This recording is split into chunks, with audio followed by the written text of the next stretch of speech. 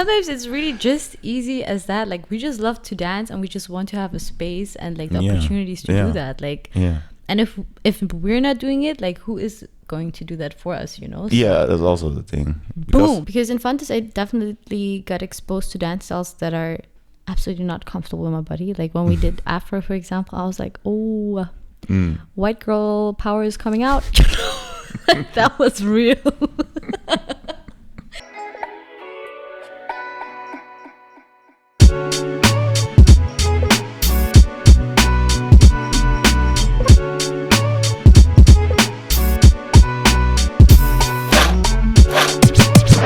Welcome everybody to a new episode of Creativity and Beyond.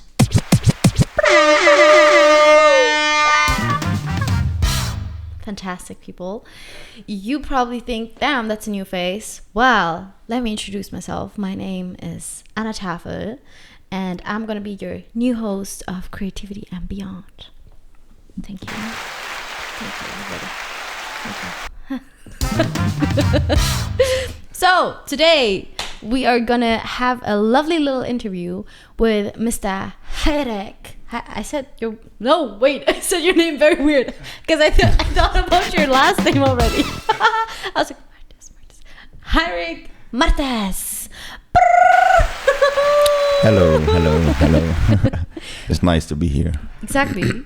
But he's here for the second time because he's going to talk today. Oh, really? God damn. I'm not prepared. No, just kidding. Sorry, I should have shut my mouth. No, he is going to talk today about Tilburg Dance Platform. Yes. Woo! Yes. So, to kick it off, I should introduce myself first or what? Yeah, you can do introduction about yourself, and then I can do a second. Then we, one. All right. So basically, Anna Tafel. I'm 25 years old. I have Russian roots, originally from Germany, and I'm based in Tilburg for about 6 years now. Also part of Tilburg Dance Platform, and my project that I have with Tilburg Dance Platform is called Wacking Moves, Tasty Grooves. And we organize workshops, we organize battles, we organize jams, everything that can enrich the community with wacking. I'd say this is like the shortest, sweetest introduction I can do about myself, to be honest. Hayrik, do you maybe want to introduce Tilburg Dance Platform a little bit? Yes. What is it? Yes. I'm Hayrik, part of Tilburg Dance Platform. I'm one of the core team members. My role in TDP is mainly technical support, but I do assist with other departments, divisions. And what we do at Tilburg Dance Platform is to elevate the street and club culture in Tilburg. And it's mainly just to help and support dancers and people who love to dance. Exactly. To have more dance things available in Tilburg, dance events, battles, shows, can you say lectures, workshops, you name it. A lot. We offer a lot. Parties also. Yep. Currently going. Yeah. We have also right now Tonight, yes. Tonight is for us the 29th of November, and we have a hip-hop party going on. Yes. Crazy shit. But yeah, all right. I would just jump immediately into my second question. Yes. Let me just check real quick what we have. Basically, how did it all start with Tilburg Dance Platform? Like, what was the main purpose of it? The main purpose of Tilburg Dance Platform is just what I said, to push the street and club styles, because Tilburg used to be a city that was like a front runner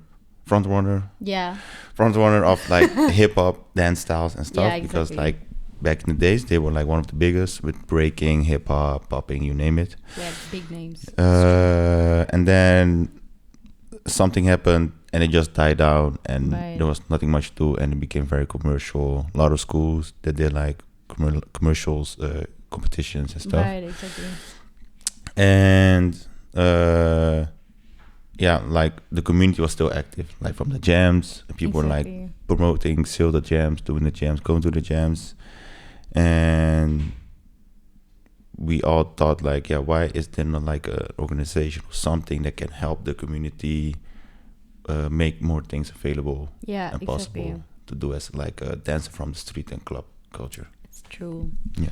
Yeah. Do you feel like there was something we as the the club and street style community were really missing in this town, like that we were like feeling the urge to start all of this? For me, mainly like there were no from previous episodes, the new era, like there were battles missing in Tilburg. Exactly, like maybe one battle a year. Yeah, exactly. It's like, so that was crazy, and I was like, yeah, we need to do that more. So, yeah, exactly. So I started with a new era, and then like years later, more battles came. Now you have milestones coming up. I think one more battle is coming up. Also, don't know which one it is. And yeah, that was one of the things. Like me coming from like the battle scene, underground scene. I was like, yeah, we need that also. Exactly. That's also from the culture also. And jams that has been going well actually, the Tuesday jams. True. So that was one of the factors that helped a lot. And having a space also to go train, like we have the community space. Exactly. That was important. And now the parties also, like where dance can come and dance instead of being like there people staring them because using their phone. Yeah. That's it. Yeah. Nothing's happening. I get that. I also feel like for me personally, it was just it felt like everything that was evolving around club and street styles, it was always mainly happening in like Rotterdam, Amsterdam, all the cities that are like further away. And I personally got tired of like traveling every single time there and like coming home super late and being like, why do we have to travel all the time? We could just arrange it all ourselves. We have literally such a big community of dancers actually here in Tilburg. True. And it was just about time that we started something ourselves, and we keep pushing it, to be honest. Leading up to our next question, let me pull up my phone real quick.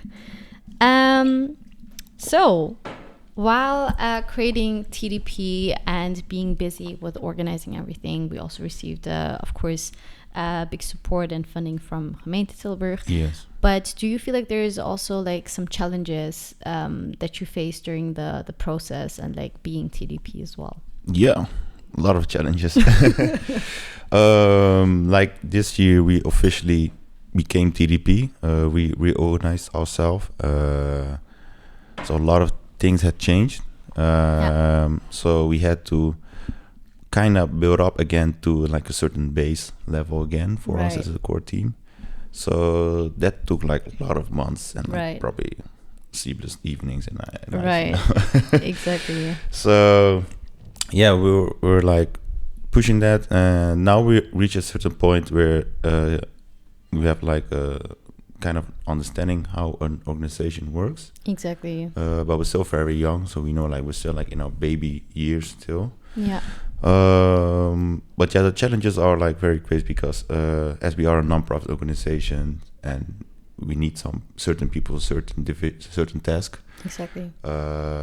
It is difficult to find those people because they have to do it for free, basically. Exactly. You know? That's fucking true. Yeah. So that's one of the biggest challenges.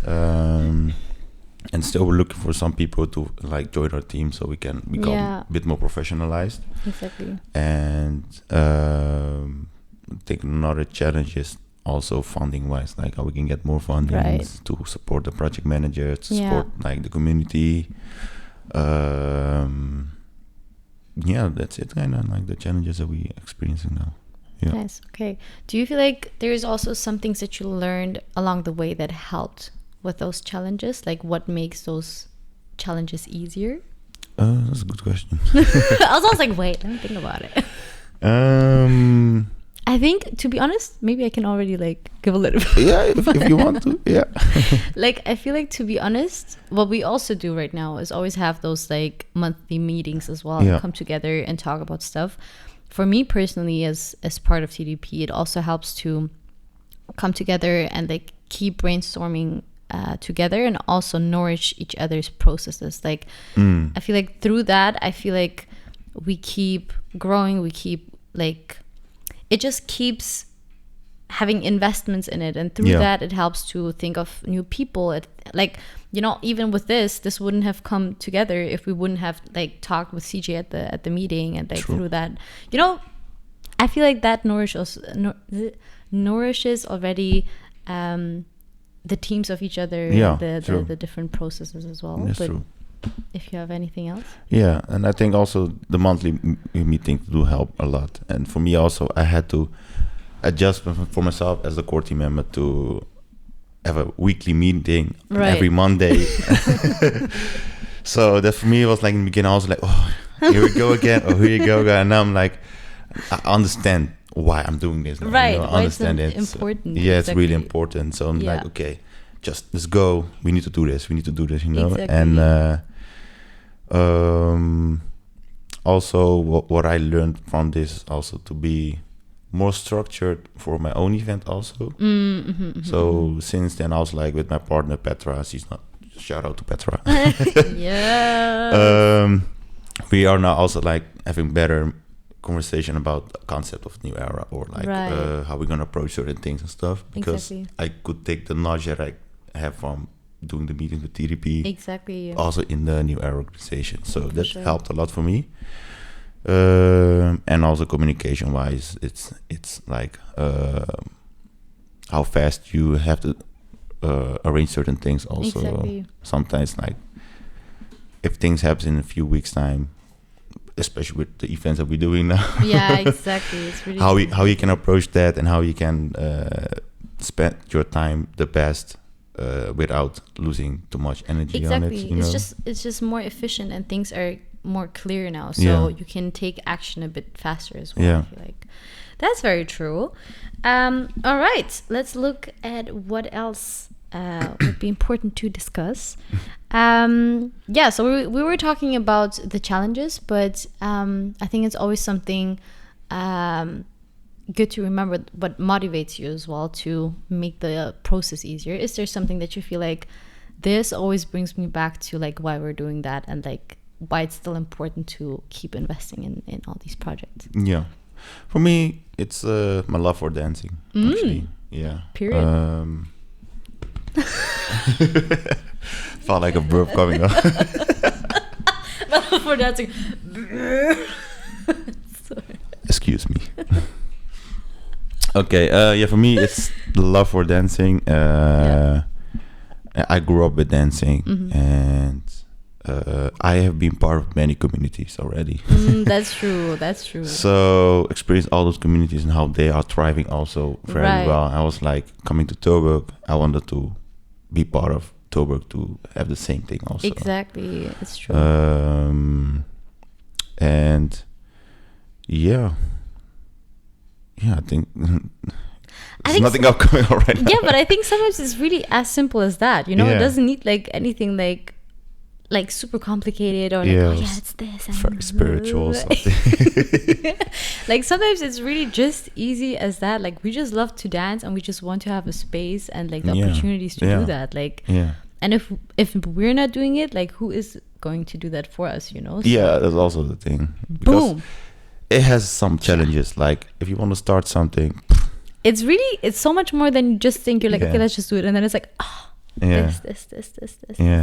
And that's also the thing what like we're trying to change in Tilburg, especially because like Rotterdam, Amsterdam, Utrecht, Den Haag, they already understand that dancing culture is active. They are people doing a lot. But in Tilburg, they're still like thinking backwards, you know? Yeah, and it's also, we have a lot of beginners. Like we have people that come into the scene slowly. They want to build something with dance, so it's not like they're already like standing their own ground with 2 feet fully themselves. So it still needs a few people that are like, let's go. Let's go. Yeah, that's also one of the reasons why TDP exists, actually. Exactly. To be the face, like, we got this, so you can do that also, you know? Exactly. That's a very good point.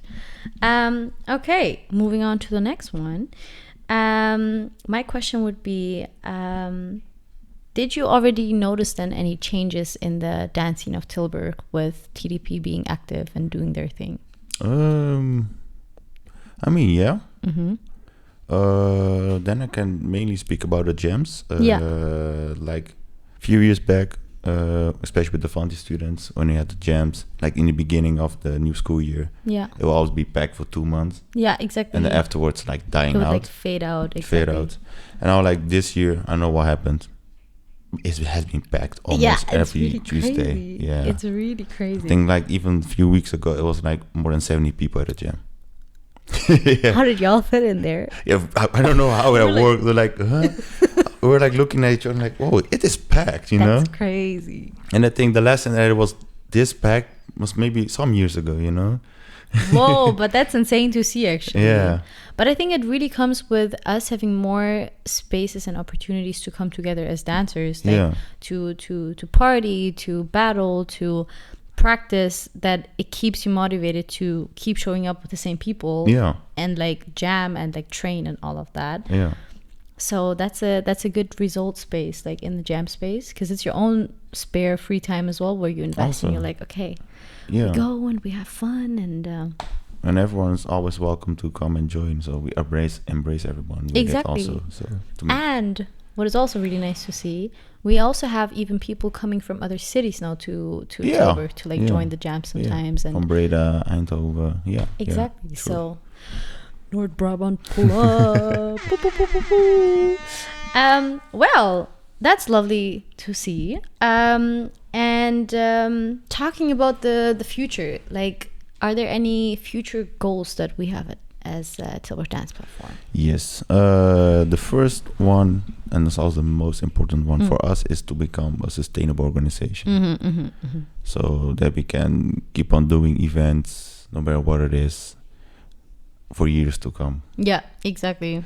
Which we are busy with like building a good trust relationship with the gemeente. Exactly. With different organizations in Tilburg, to make them understand that we're here and we're serious about exactly. it.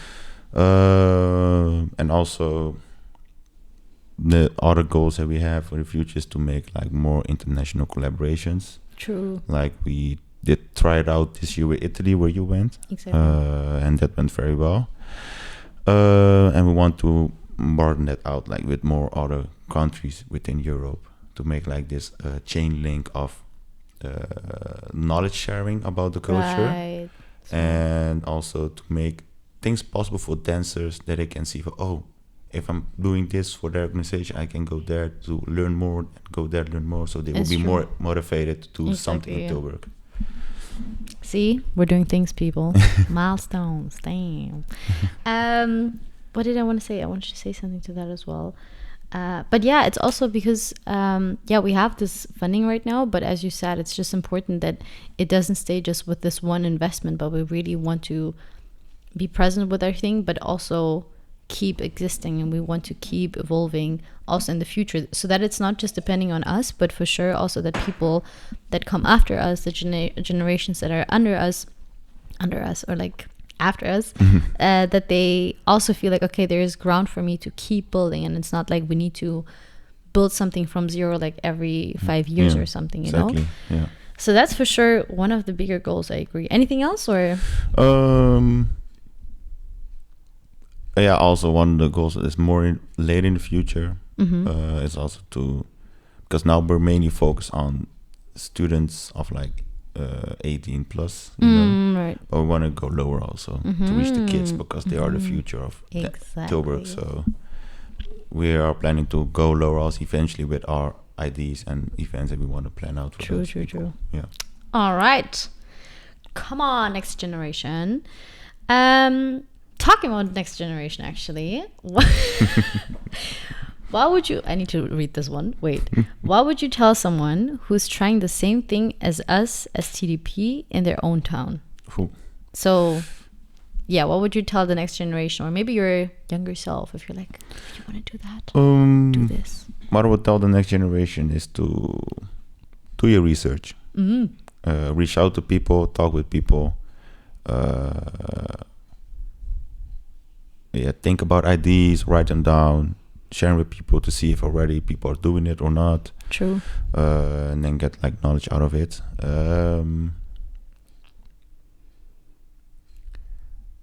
And do not rush. Very good one. Why would you say not rush though? because like from my experience with New Era, I rushed it. The first edition, I rushed it on my own. Yeah, because I was like, I think I arranged everything in 2 months for the first edition. Honestly, it sounds like a lot, but it's nothing for an event. It's really nothing. It's like, oh shit, we're here. Yeah. Goddamn. It's like so in 2 true. months. And that's something I learned also from to not rush. Like if you like write down your concept, take your time with the concept. Exactly. Look back at it. Look back at it. Rewrite it again. Let other people read it. Exactly. It's really yeah, and it then takes time. And if that's done, like step 1, okay, then you go do your research. Okay, where can I place my concept? Which organization is gonna support it? Exactly. And then from there on, it will be like easy going. For sure. I would also say, I'm a bit loud. I would also say for sure, maybe talk to people that do the things that you already want to do. Yeah. So as Hayrik also said, do your research, see what your concept is about, rewrite it and all of that. But if you reach out once to people who are already doing it, they can always help you along, give some feedback. So yeah, that's a really good point. Yeah. All right. Then I think for now that's my last question. But what is one of your favorite things about having something like TDP? Yeah, to have a support system. True Yeah. that. Yeah, it's nice that you now can go somewhere, be like, hey, I want to do something, and they be like, hey, let's see what we can do. You know, that's how Honestly, simple it is actually. It really is. Like it's really, it makes a difference if you have a lot of people that have the same vision. Yeah. And you can just come together every time and be like, okay, I just have this like smallest idea. Can we all brainstorm about it? Or like, what is your thought about it? Yeah. And then so many big things can like evolve actually out of it. So Yeah. I do agree. Yeah. If you have something like that, fucking special. Does help a lot, especially if you're new to things like these. And if somebody or a group like already knows what they have to do, just only just talk with them and they can support you with all those things that you're missing. Exactly. So that's nice. Well, Yeah. I think that was it from all my questions. I don't know how it works here, but if you have any questions, feel free to write it in the comment section. Do we have that? Yes. Wow, look at that. And then maybe we can pick it up in a new podcast. And yeah, be aware there is a lot of new interesting episodes coming up. We will have special guests coming in. We will have a lot of special guests coming in. And well, I'm getting a call. Hello? Hello? Hello? Hello? Hello? Who's there? Hello? Hello? Hello? My name is Urukshunbarar. I have a question. No way. Are you from Microsoft Technical Support?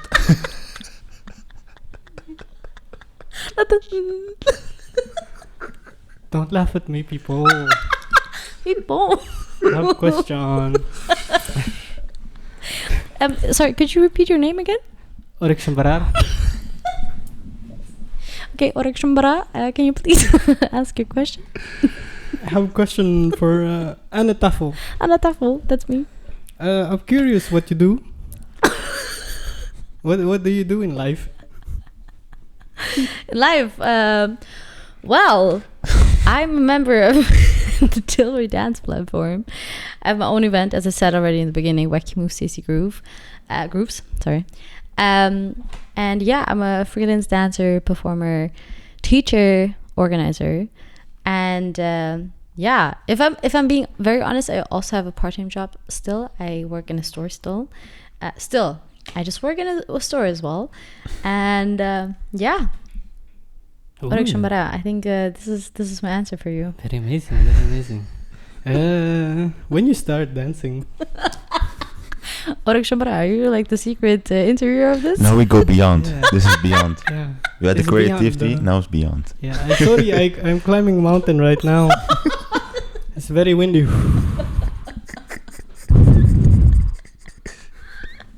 Need to breathe out. Very tired. Urukshunbarar. I think your accent is very interesting. I don't know where you're from, but I mix. Mixed with what? Bulldog and Shih Tzu. Bullshit. Oh shit.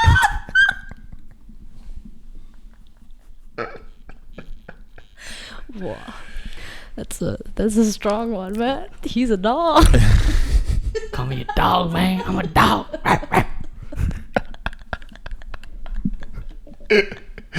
Oh god. All right, what was your question? Sorry. When did you start dancing?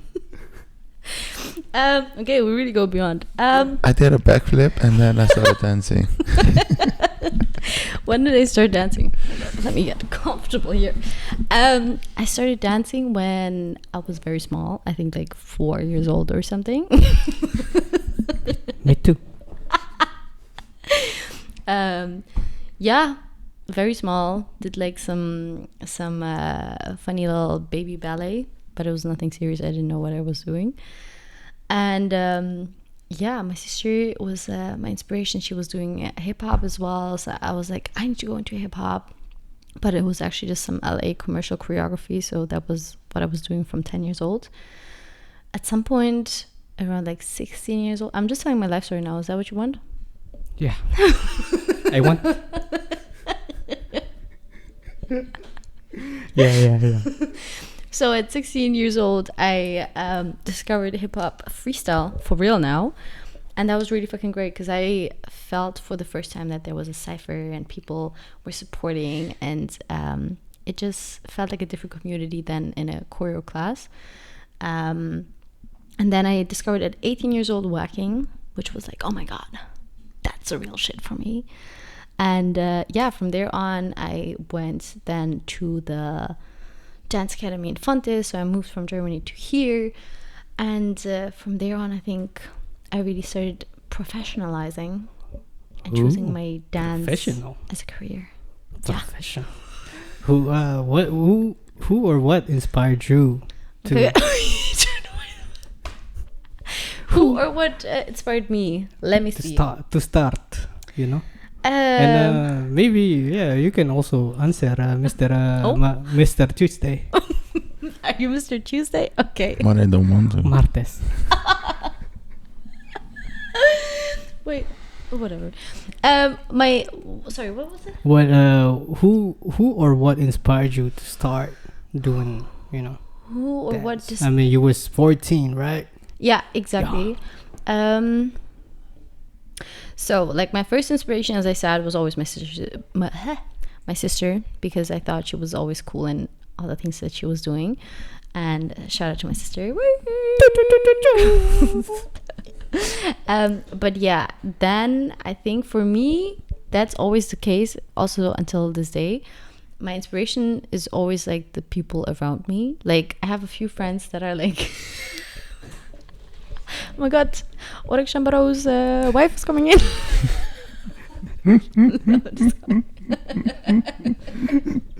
How you see me right now?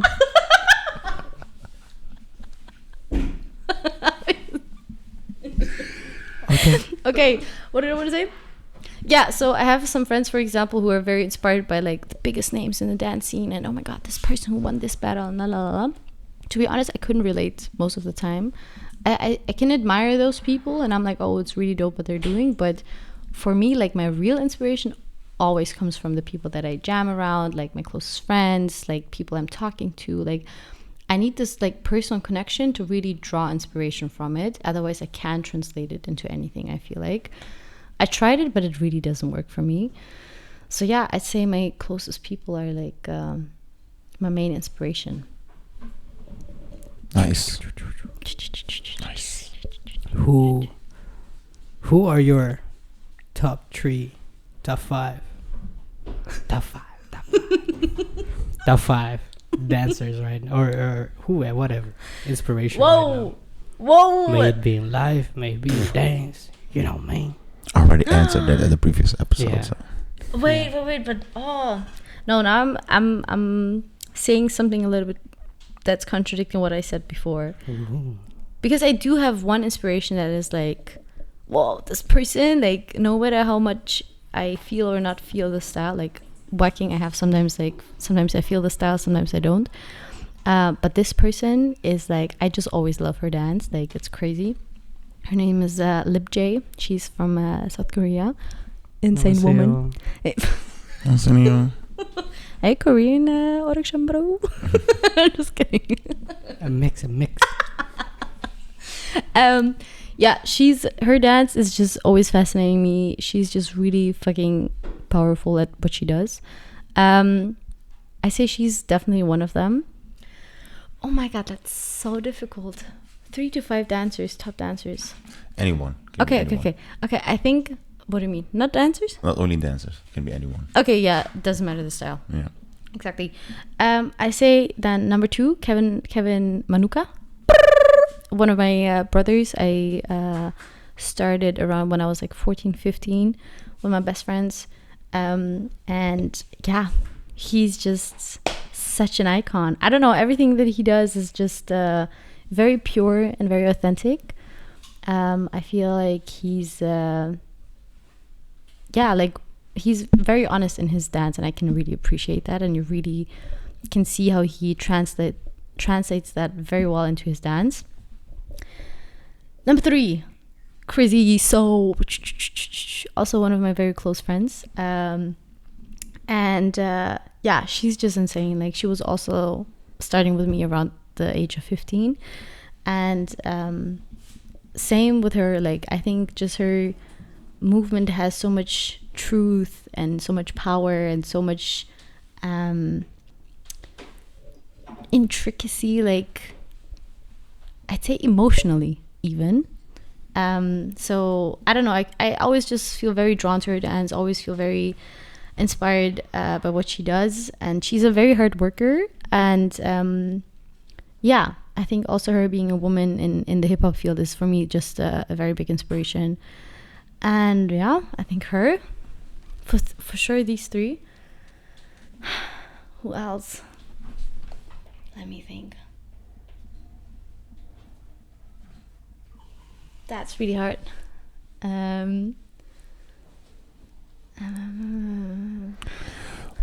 What draws you? What draws you to the style of wacking actually? Because you said like you were doing hip hop also. Exactly. And then you came to wacking. Exactly. What made you feel that you want to do wacking more than hip hop? Ooh, that's a good question. That's a really good question. I'd say. So I could like, I liked hip hop in the beginning, but when I started dancing wacking, I felt like the things that are natural for me, they were like already an element in wacking. So like all this like posing and like the emotional expression, and that you can really take your time in this dance was really resonating with me. And also that there was like a big part that was open for the quality of softness, because that's like a big part that I can really relate to. Yeah, there's just a lot of space for that. So I felt like, oh my god, I can finally really like fully give into that. Whereas later on, I learned that in hip hop, you can for sure do that as well, actually. But I just didn't know to that time yet how I could express that with the tools that I had in hip hop.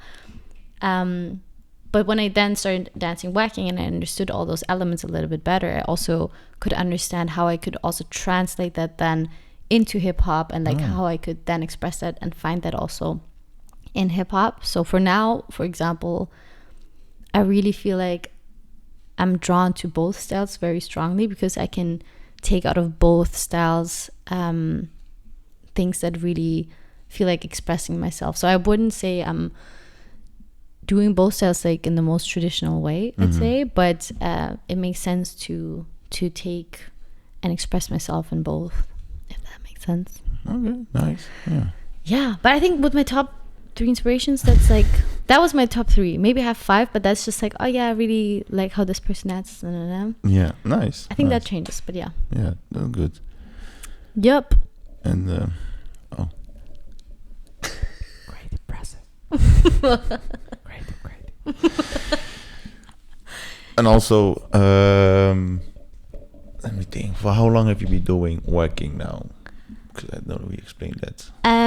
So I started like when I was 18-ish. Okay. I think, yeah, I almost turned 18 there. So now I'm 26, but I just turned 26. So yeah, 8 years. Yeah, exactly. 8 years. Whoa! Okay. Crazy. Didn't even realize.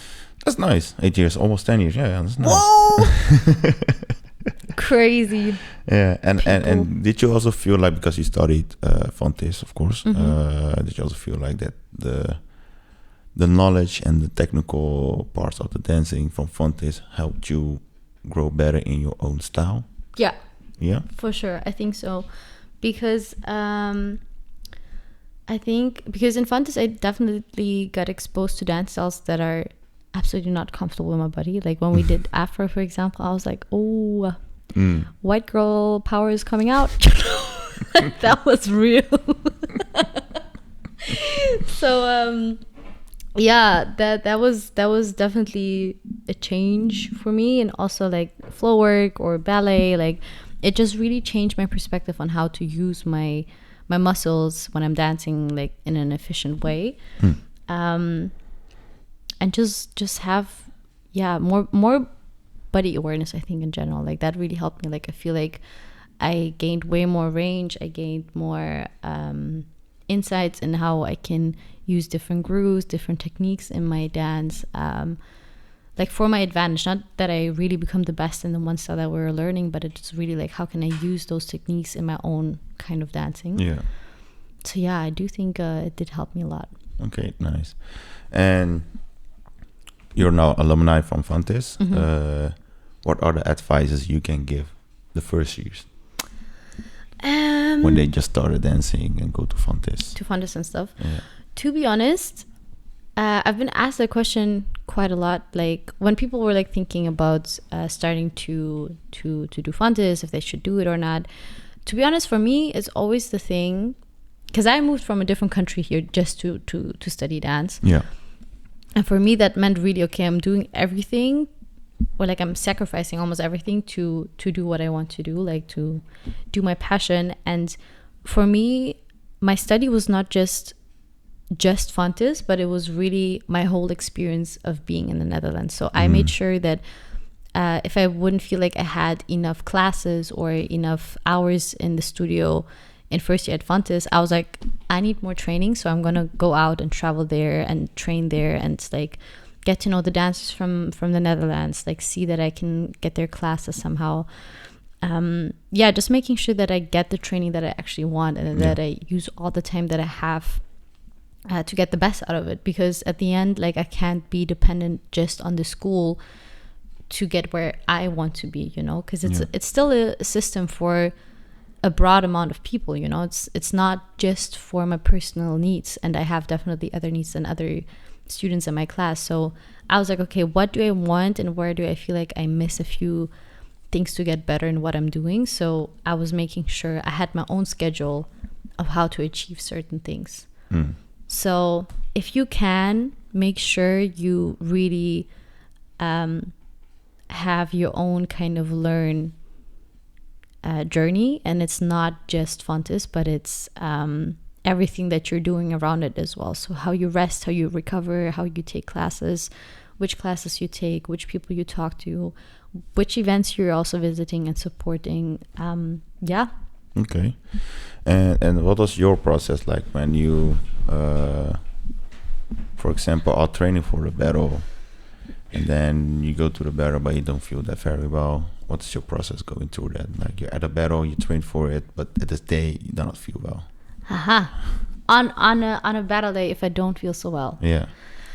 Honestly, I had a revelation like I think a year ago, because I've been battling then like for a year, like consistently, because I graduated and then I was like, okay, I really want to battle and like train my own dance again. And it was just not going well. Like sometimes I felt like I didn't have it under control. Like sometimes it was going better, sometimes it didn't. And I just couldn't figure out why or what was not working for me. So then at some point I was with Kevin, one of my inspirations that I talked about before. And he was like, Anna, I don't care what you're gonna do in this pre-selection in like 5 minutes. The only thing that I want you to do is to fucking look up and be confident. I don't care what you're doing. Just look up. And I swear, this makes such a difference, because like if you think about, like, we really already invested all our 10,000 hours. Like, we all danced fucking hell a lot in our lives already. Even if it's not dancing, like even mentally thinking about what we're doing and like how we think about our dance and all of that, all these hours are already have been made. So in the end, it's just a mentality thing of how things are going to go in your battle or your round, you know.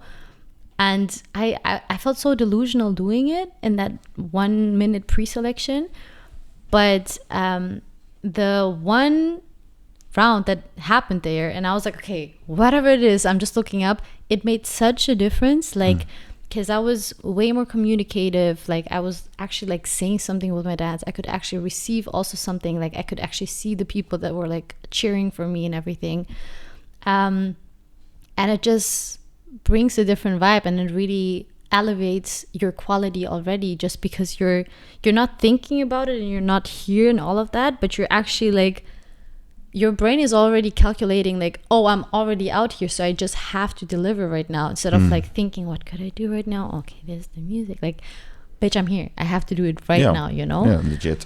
Exactly. So for me, that was one of the biggest changes. And like, I have periods where I don't train for a long time, and then I just join for a battle. I'm like, oh shit, am I even ready? And then I'm like, I know my shit already. Like, I just have to look up and just do what I do, and that should be enough for this round, you know? And no matter who I battle against to, like for the last year, it has been really working for me to use this concept to feel like, okay, doesn't matter how I feel, I'm gonna do it anyways.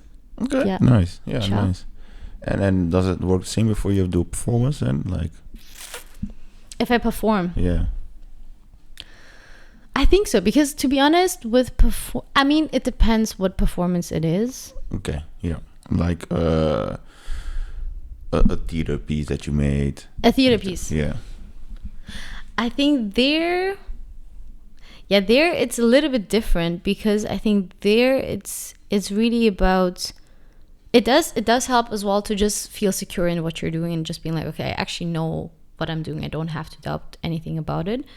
But I think there you also have more space to really go into your internal world a little bit and like tell your story in a different way. So it doesn't have to be like, oh, I'm presenting myself right now.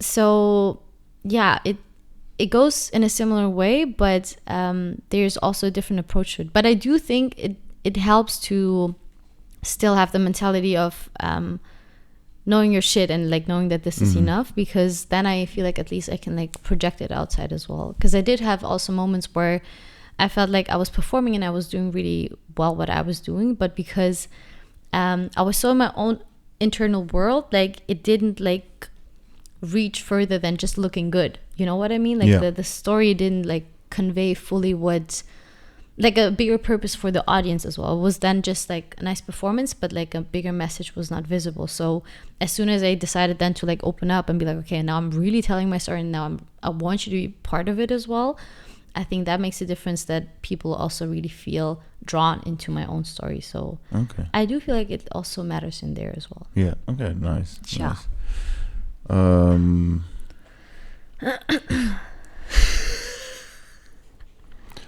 Yeah. What does creativity means for you? Creativity and beyond. What does creativity mean for me? Oh wait, I need to think about that one. What does wait, I need to change my position so my leg is falling. Okay. What does creativity mean for me? Oh my god, that's a big question. Wait. Creativity.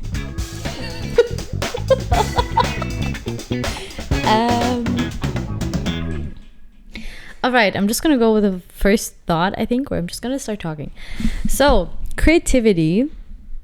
I think creativity honestly means for me life experiences, to be honest, because I'm right now in a period of my life where I feel like I invested a lot in just doing and just trying out and like producing as much as I could. But at some point I was just so tired, mentally, physically, everything, that it just felt like a big effort to like do anything creative. And I also didn't feel like there was any outlet really, because I spent too less time with myself and too less time with just living and just seeing what's around and what do I actually feel and what do I think about the world, and I don't know. So I feel like it's really necessary to have sometimes moments where you don't create or do for the sake of doing it, but you live and you experience things, and then through that you actually like express yourself through your art, like that it actually has a purpose out of a sudden as well. So I really feel like you need those like recovery, reset moments where you can just pause for a little to also nourish your ideas and your dance and your art afterwards to be able to express something. Okay, nice. Ciao. And okay, I have another question for you. You're a woman, you're living in this community, dancing and stuff. What are the advice that you could give to a younger woman who's just coming up in the scene with paralleling performances, and how they can weave their way through the whole, because sometimes the dance scene can be toxic, but how they can weave their way through it, like what kind of advice would you give them just to protect themselves in this whole getting back into my big ass world of dancing? Okay.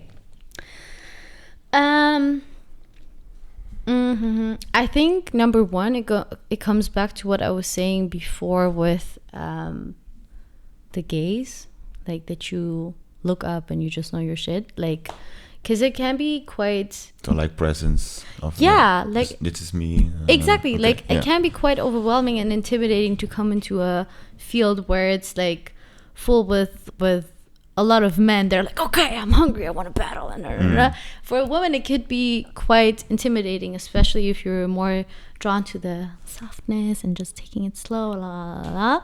But we can also have for sure the fiery feeling, and I also definitely discovered it more once I decided to just be more confident in my dance and just look up and stand for the things that I'm doing, because then your softness will also make sense in those spaces, because you will come into those spaces with a purpose, with the softness, for example. So yeah, like even no matter what your expression is, like make sure you stand behind it and you fully express yourself and you fully open up with it, and don't close off in that sense, except you really need to. But yeah, just being confident and like going in with whatever you have. I think that's the number one, because there's no reason to hide and make yourself smaller. I think that, my goodness, because it is a bigger question. Because like for me, to be honest, like when I started like going to the jams again after like graduating and not having invested a lot of time into my own personal training and all of that, I also felt like super overwhelmed, and I was like, oh my god, okay, throwing rounds again, and everyone is like going in, out, la la la.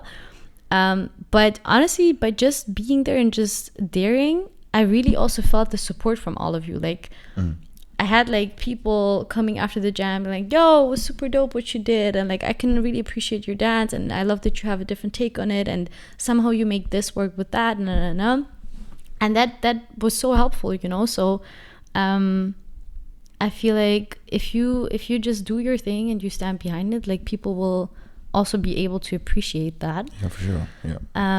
Yeah. I have a question for you though. Yes. How many minutes do we have left? Exactly. 10 minutes. 10 minutes, okay. Let me see.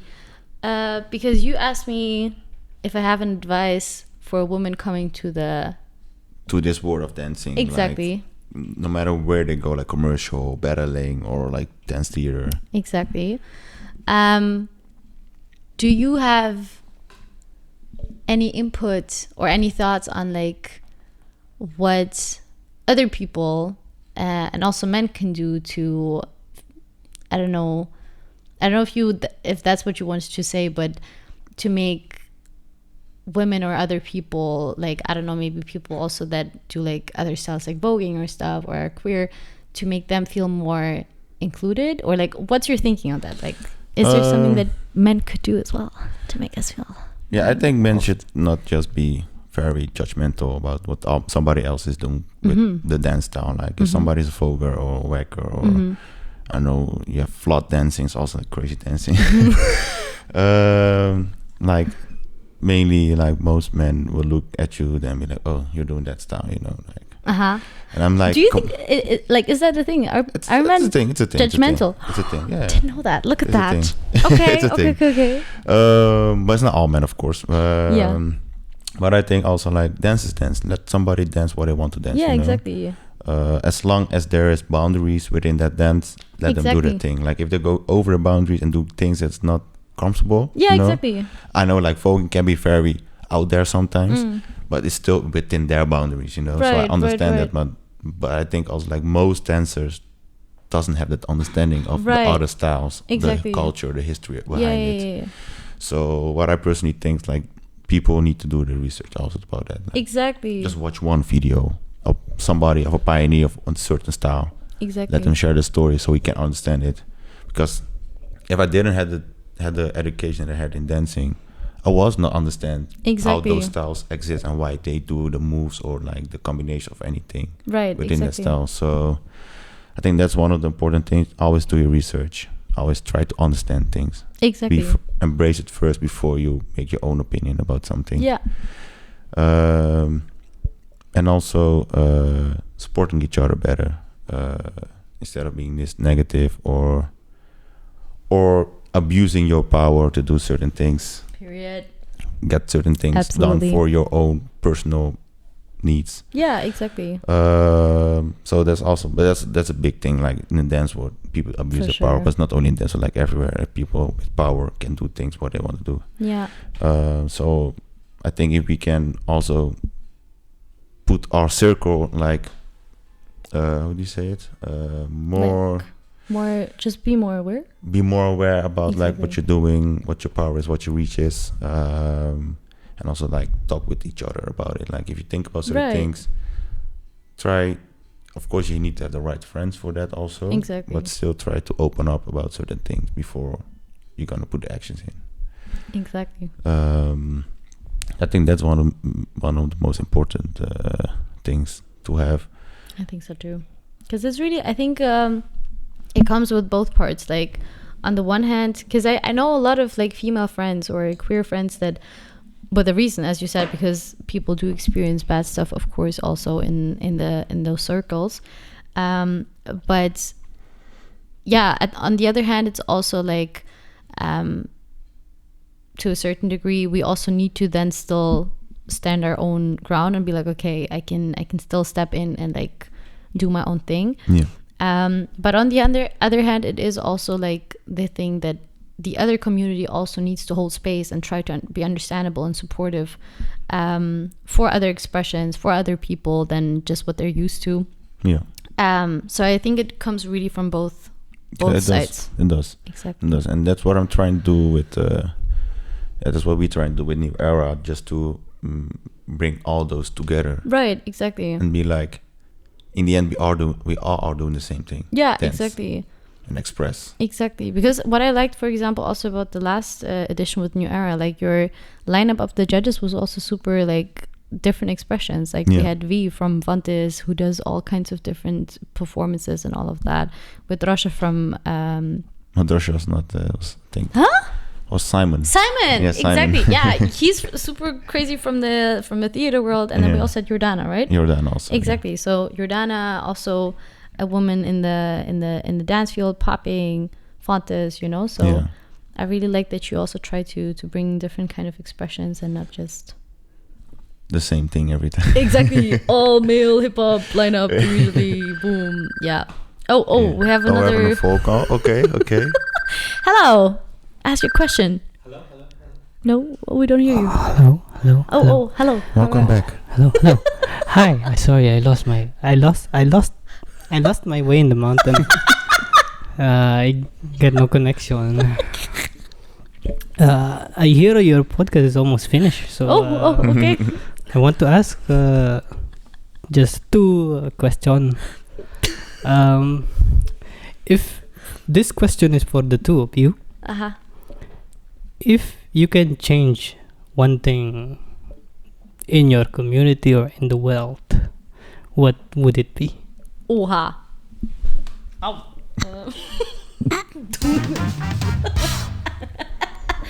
Is that the Urukshunbarar again?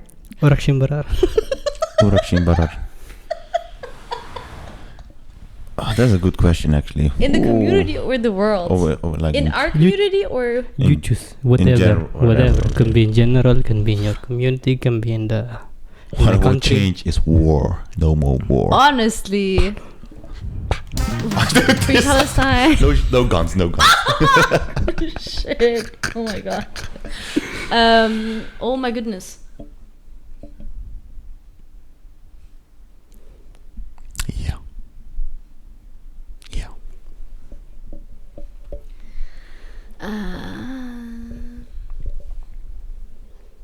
That is so difficult.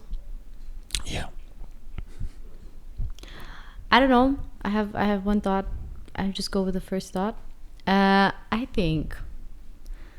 Let's say. I don't know. I'm a big conformer. Is that the right word? I don't know. A big conformer of softness. Yes. And I don't know. I feel like, to be honest, maybe if in the dance community in general there was a little bit more, let's say, softness in all kinds of approaches, like how we but let me see, it needs to be in balance, because I think if you all just like, hello, okay, you do this, you do that, then it's also okay. We kind of need to like make progress as well. But at least if it's in communication, and like if it's in the way we meet each other's expressions, the way we go about certain things, I think then it could just be all a little bit more peaceful in general. Like, because I feel like a lot of times if it's also about conflicts, if it's about disagreements, immediately people just go into the kind of mode, and then it just like, it just clashes immediately. But if you actually go with the approach of trying to understand the other, as you were saying, actually, I'm just low-key like just repeating what you're saying. But yeah, if you're like just trying to understand the other perspective, and you try to think of instead of like trying to get across your point, but thinking more of the result that you want to have at the end of this conversation, in whichever way it is, a battle, an event, or whatever, then it's not just about your own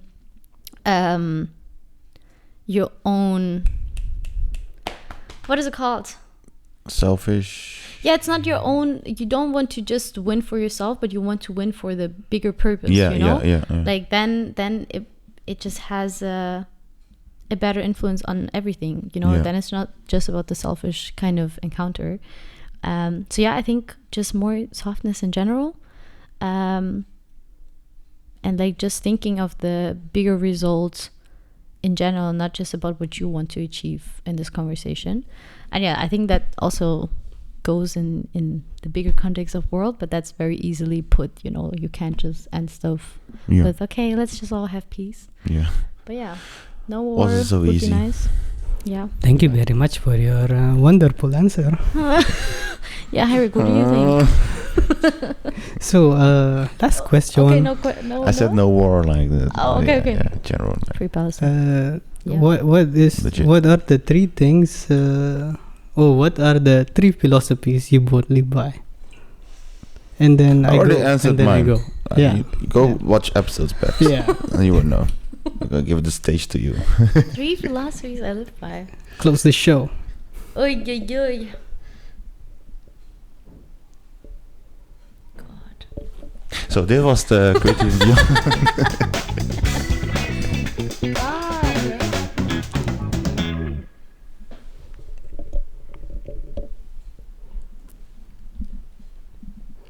Stop. Wait a minute. Wait, I had like... Ooh, I know one for sure. Just try it. That one I learned in the past years for real. I think in the last 5 years that was one of my biggest key to things, to just try things, because on the one hand it took away pressure of achieving something, but it was more about just the trial and the error, you know. So trying is always fucking worth it. So I think that's number one. Then I think, wait, I had several ones. Okay, I think we all know I love softness, so softness is the way for me. Yeah, be soft in the things that you do, and it will feel good. And wait, I had two. I need to decide. I had one, this one, and the other one was...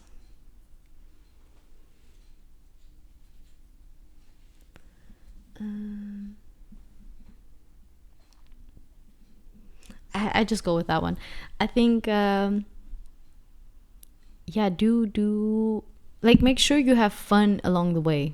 I think I can tend to like be quite serious about the things that I'm doing sometimes. So for me, it's sometimes like I need to loosen up and like lighten up my mindset sometimes, and then just to remind myself that it's also about having fun and like enjoy the things that I'm doing.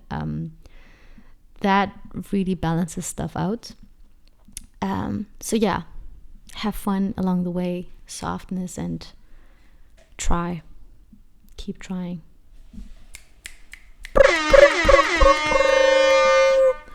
So yeah, thank you for sharing. Thank you, Urukshunbarar. Thank you too.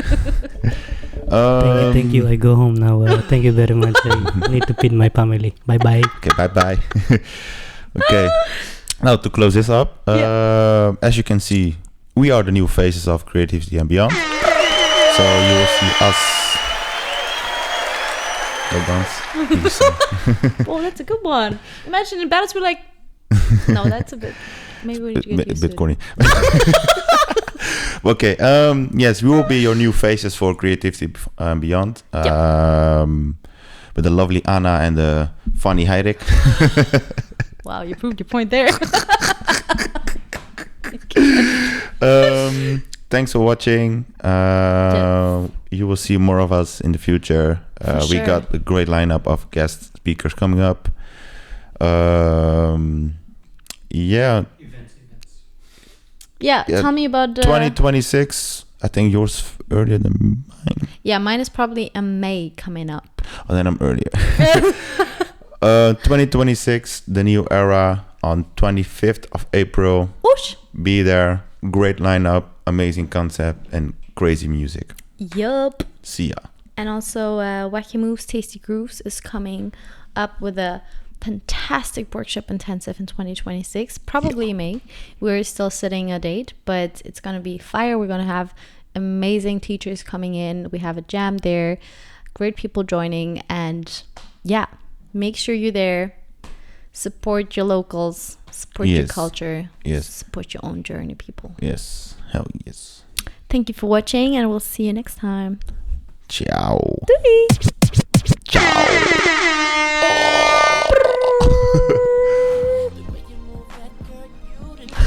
I thought you lifted up your shirt. Bye.